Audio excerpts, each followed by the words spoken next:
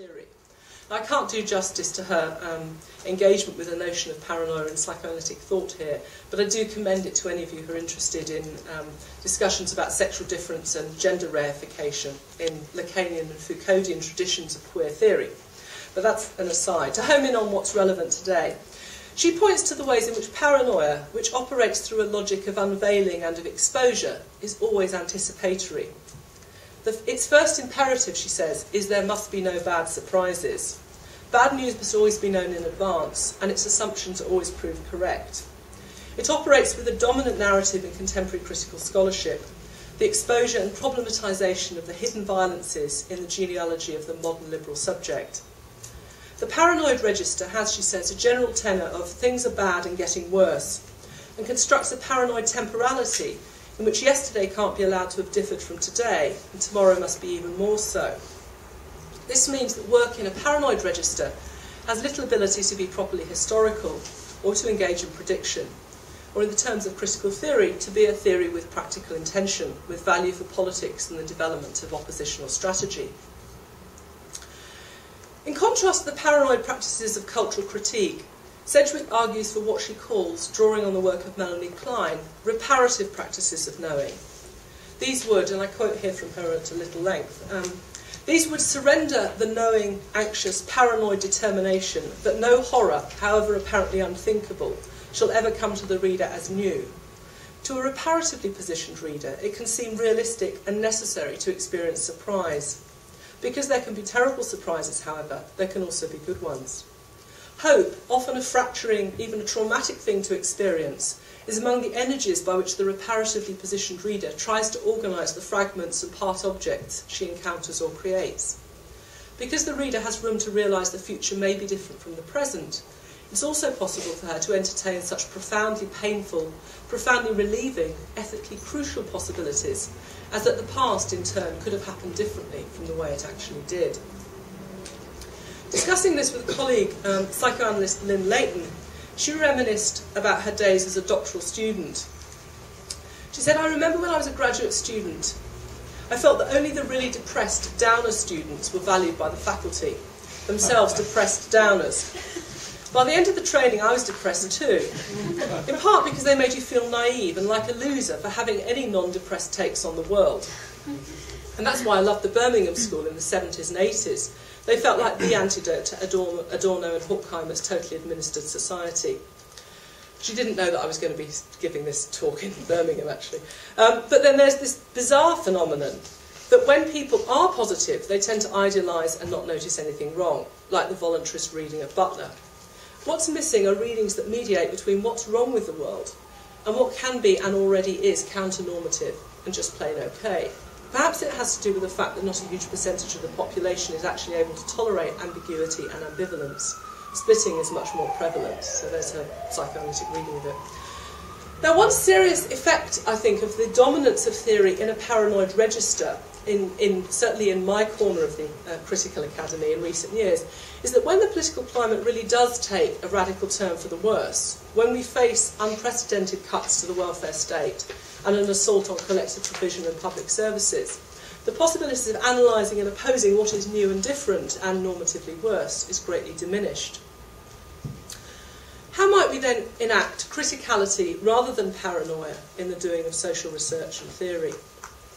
This takes me back to Craig Cahoon's description of one of the characteristics of critical social theory, being the recognition that the existing state of affairs does not exhaust all possibilities, and to the notion of the performativity of social representations.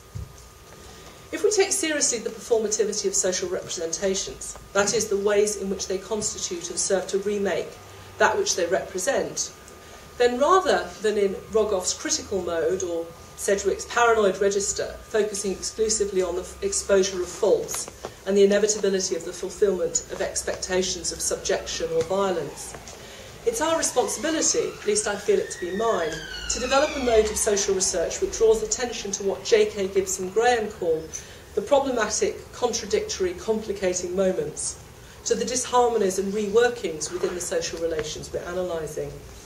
Here I'm inspired by the queer political economy of J.K. Gibson Graham in their book The End of Capitalism as We Knew It. Without ever denying the power or prevalence of capitalism, they demonstrate the value of an analysis which deconstructs its universality and opens up space for an understanding of that which challenges it in the present and can therefore possibly transform it for the future.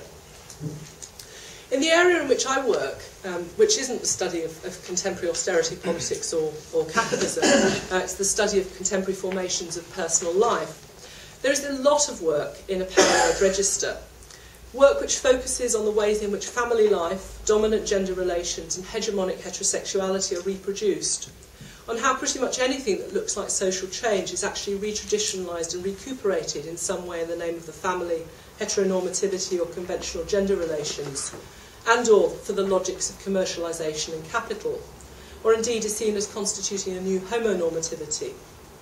Now, I'm not denying the acuity of some of the research in this vein, and some of it really is saying important things. But I'm critical of the way in which many researchers seem never to be surprised or puzzled by the twists and turns of social change, by the complex, contradictory, ambivalent ways in which people live their lives or narrate themselves, because it all fits into some pre-existing, always understood, always already understood order of things.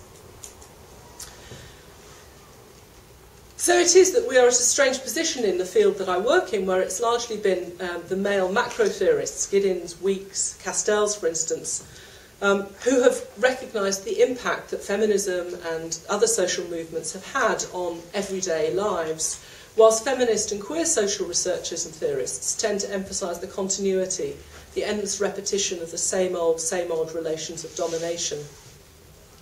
In this context, I think it's important to focus less on the hegemonies of heterosexuality and the ubiquity of heteronormativity, and more on the discontinuities, challenges and transformations in the sexual order, and how they're lived psychosocially, ambivalently, in complex ways that are chosen and not chosen, consciously, reflexively constructed, and driven by powerful emotions and affective intersubjective dynamics of which people are not often aware.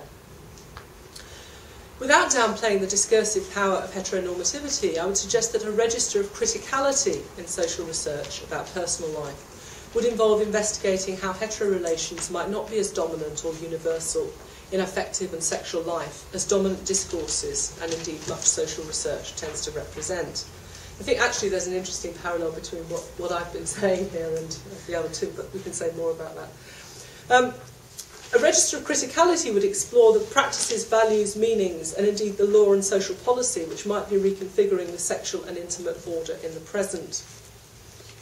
Because giving analytical time and space to counter-normative practices, at the same time as casting an old-fashioned critical lens on normativities and dominant practices and discourses, is vital, I would suggest, to opening up the possibilities of alternative futures. At the same time, this opening up of possible alternative futures requires acknowledgement of the suffering and oppressions, the troubles and pains, social and psychic, which coexist with and are part and parcel of these counter-normative practices and new ways of living. In these grim times, we need more than ever, I believe, to produce social theory and research which operate in a register of criticality, with an ear to the past, an eye to the future, and attention to the multiplicity of ways of inhabiting the present. Such work is research with practical intention and holds out the hope of opening up new discourses and indeed practices of dissent.